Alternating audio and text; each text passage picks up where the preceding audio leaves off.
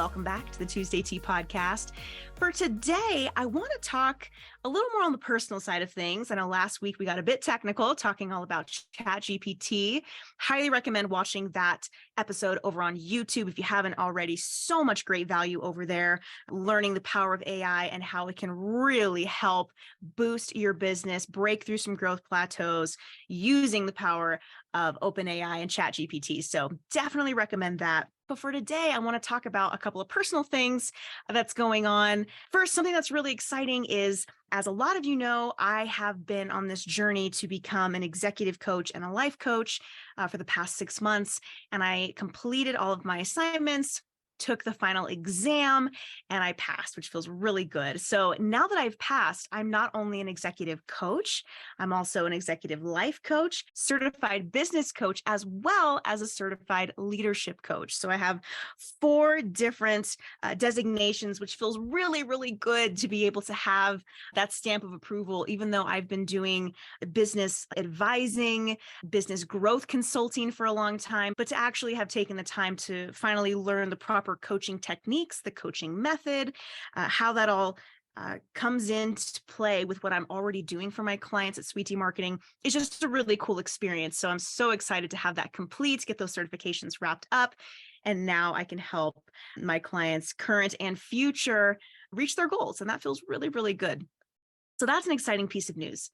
Something that's heavy on my heart, my uncle, who I just adore, was recently diagnosed with stage 3 inoperable pancreatic cancer.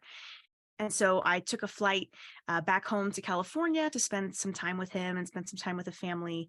And I just hadn't had the energy or the time to sit down and podcast for obvious reasons. Like, it's been a super emotional time for anyone that's ever experienced anything like this with a family member or for themselves. Cancer's a bitch, and there's really no great way to say it. It's just cancer sucks. And it's been extremely hard on our family just to wrap our minds around just what he's going through, doing our best to be there for him, to be there for the family, coming together and doing our best to support each other, as well as my Uncle Donnie through this. I posted a link to a GoFundMe for him that my cousin started. Right now, as far as we know, he is not a candidate for any clinical trials, not a candidate for surgery. There is quite a bit of expense that come along with getting these tests done and seeing, what we could possibly do for him. So I'll go ahead and I'll put the link to the GoFundMe in the description for the podcast and in the show notes. And I know so many of you have already donated so generously. So thank you, really, from the bottom of my heart. Thank you so much. So now I asked on social media if any of you had any questions for me, whether it be personal or professional, and you came with the questions. You came with a lot of questions. So this is going to be fun. I'm just going to pick at random. Let's do like 5. Here we go. All right. So this one is from Steven. Shout out, Steven. He asked, what's one healthy habit anyone can implement daily? I could go so many different directions with that, but I would say one of the most healthy habits that I've developed, personal and professional, is, and this is hard for me. So I'm still like in development, I guess I should say, but what I recommend is to not look at your phone first thing in the morning. And I know that so many of us, especially business owners, will go ahead and we'll grab the phone right away and just start scrolling through emails or answering text messages or whatever happened overnight, right? But what I have found is that I feel so much better when I wake up and I do a little stretch, go to the bathroom, say good morning to my kids, eat something, and then I'll go ahead and grab the phone.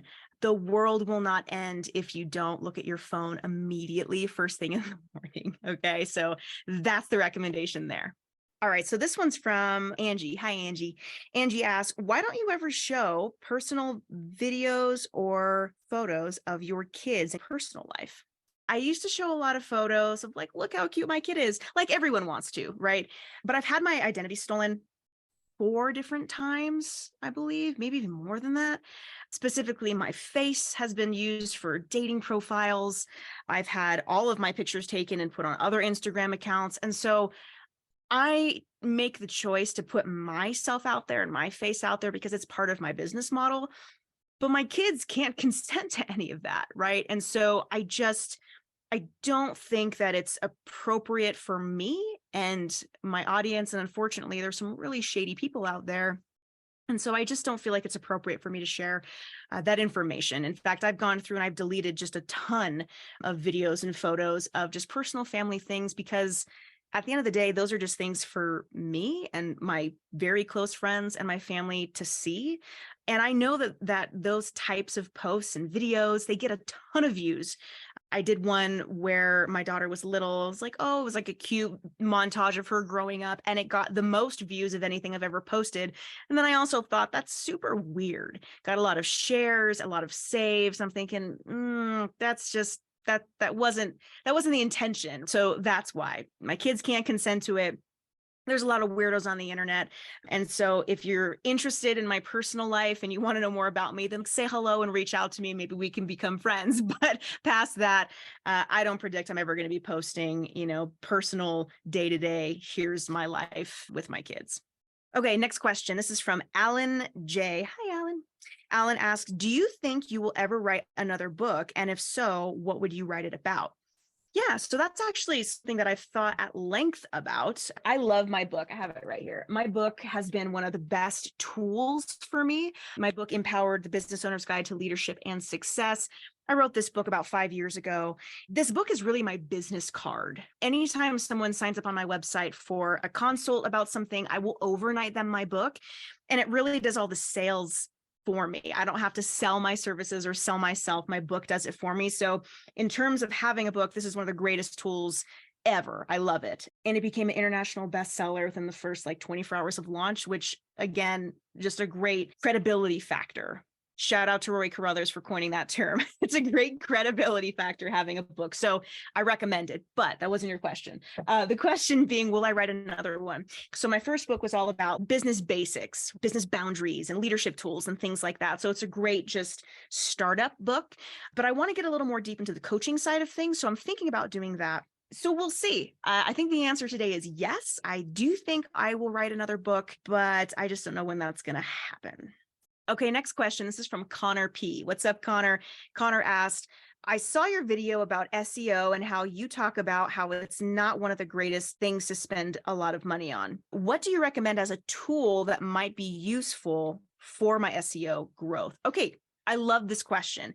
So look, I think that SEO is something worth putting some money and some time into, but when I made, maybe you guys haven't seen this, but I made a really specific reel, a video all about how you shouldn't spend just a ton of money through an agency on SEO, because it's just a giant money pit, in my opinion, right? There has to be an actual plan on how to do search engine optimization properly. So I've talked about this on the last episode a little bit, but one of the best tools that I use personally and that I recommend to my clients is called SEM RUSH. And I'll go ahead and I will put a link in the description, in the show notes, to SEM RUSH for you guys to check out. It's such a good tool. SEM RUSH is one of the most powerful SEO tools that I've come across in a long time. They offer free trials, so you can check it out. So again, I'll put the link to that in the show notes so you can run your domain name through there for your client or yourself and just see how powerful it is. Okay, last question, a little more on the personal side here. Let's see. This one is from Jennifer. Hi, Jennifer. Jennifer asked me, if you could go back in time when you first started your first business, what's something that you would do differently? Something I think about a lot, actually. I would slow down. I would slow way down. And I would tell myself that the hustle culture is a little bit toxic and to not get so swept up in that. I feel like I wasted, well, I guess I shouldn't say wasted, but I didn't stop and slow down to look at different opportunities that very clearly came my way. I mean, everything worked out, obviously. Like, I love what I do. I love where I live. I have a great life. And so I guess everything's worked out, but there's a lot of relationships along the way that I wish I would have slowed down and gone to that event or bought Bitcoin, like certain things where someone was like, hey, pay attention over here. You might want to do these things. I should have slowed down and given those opportunities like another look. And before, I really just shut myself out from the world, figured it out by myself, and I'm going to do it by myself, when I really could have just gotten a team much earlier, and I should have. So if I could go back in time, it'd be slow down, tell myself to slow way down. I don't have to do it all myself, and hire a team earlier than later. I used to think that hiring a team, they would like take all my money and the opportunity from me. But in fact, they actually give me the ability to have my time back and to be able to work on the business rather than in the business. And so, yeah, I wish I would have hired a team early on, but I've got my team now. I love them. Shout out. You guys know who you are. Yeah. So that's what I do.